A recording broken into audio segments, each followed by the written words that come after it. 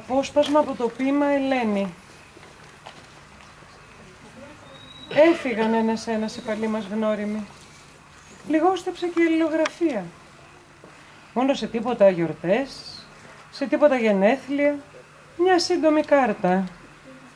Ένα στερεότυπο τοπίο του ταϊγέτου με δαντελωτές κορφές, πολύ γαλάζιες. Ένα κομμάτι από τον Ευρώτα με άσπρα βότσαλα και ροδοδάφνες ή τα ερείπια του Μιστρά με τις αγριοσικές. Μα το συχνότερο απ' όλα τηλεγραφήματα, συλληπιτήρια. Και απαντήσεις δεν έρχονταν. Ίσως στο μεταξύ να είχε πεθάνει και ο παραλήπτης. Δεν μαθαίναμε πιο πέρα. Ο σύζυγός μου δεν ταξίδευε πια. Δεν άνοιγε βιβλίο. Τα τελευταία του χρόνια είχε γίνει πολύ νευρικός. Κάπνιζε ατελείωτα. Τις νύχτες σεριανούσε στο μεγάλο σαλόνι με εκείνες τις ξέφτιες καφετιές του παντόφλες και τη μακριά νυχτικιά του. Κάθε μεσημέρι στο τραπέζι επανερχόταν στην απιστία της κλητεμνίστρας ή στη δίκαιη πράξη του Ορέστη, σαν να απειλούσε κάποιον. Ποιος νοιαζόταν?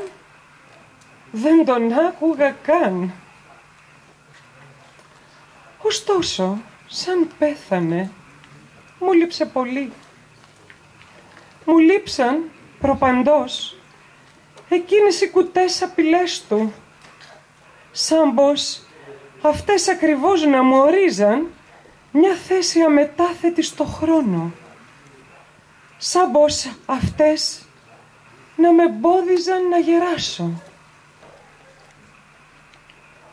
Ονειρευόμουν τότε τον Οδυσσέα, το ίδιο γέραστον με αυτόν, με το έξυπνο τριγωνικό σκουφί του, να αργοπορεί το γυρισμό του, ο πολυμήχανος, με τι προφάσεις εφάνταστων κινδύνων, ενώ αφινόταν τάχα ναυαγός, πότε στα χέρια μιας Κύρκης, πότε στα χέρια μιας Ναυσικάς, να του βγάζουν τα στρίδια από το στήθος, να το λούζουν με μικρά ρόδινα σαπούνια, να φιλούν την ουλή στο γόνατό του, να τον αλείβουν λάδι.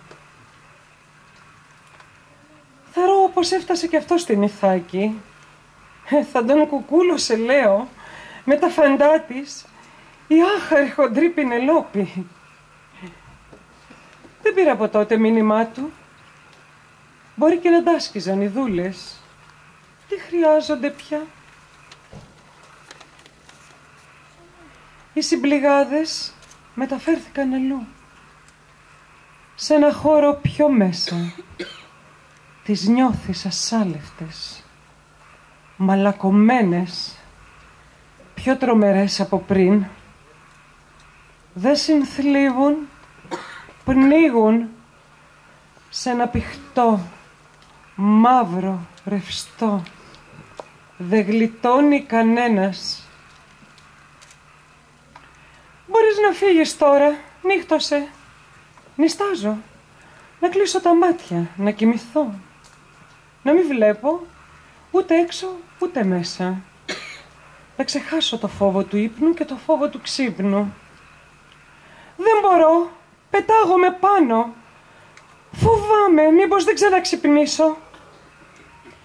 Μένω άκρυπνη, να ακούσω από το σαλόνι το ροχαλιτό των υπερετριών, τις αράχνες στους τοίχους, τις κατσαρίδες μέσα στην κουζίνα ή τους νεκρούς να ρουθουνίζουν με βαθιές εισπνοές, σαν να κοιμούνται τάχα, σαν να έχουν ησυχάσει. Χάνω και τους νεκρούς μου τώρα. Τους έχασα. Πάνε.